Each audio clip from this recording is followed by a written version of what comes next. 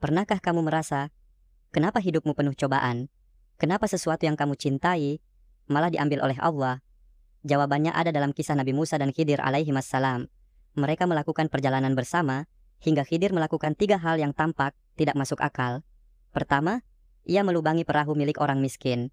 Kedua, ia membunuh seorang anak kecil. Ketiga, ia menegakkan dinding di desa yang penduduknya pelit. Nabi Musa bingung dan protes. Tapi di akhir perjalanan, Khidir mengungkap rahasianya. Perahu itu milik orang miskin, dan ada Raja Salim yang akan merampas kapal yang utuh. Lubang kecil itu justru menyelamatkan mereka. Anak kecil itu kelak akan membuat orang tuanya kufur dan menderita. Allah gantikan dengan anak yang lebih baik.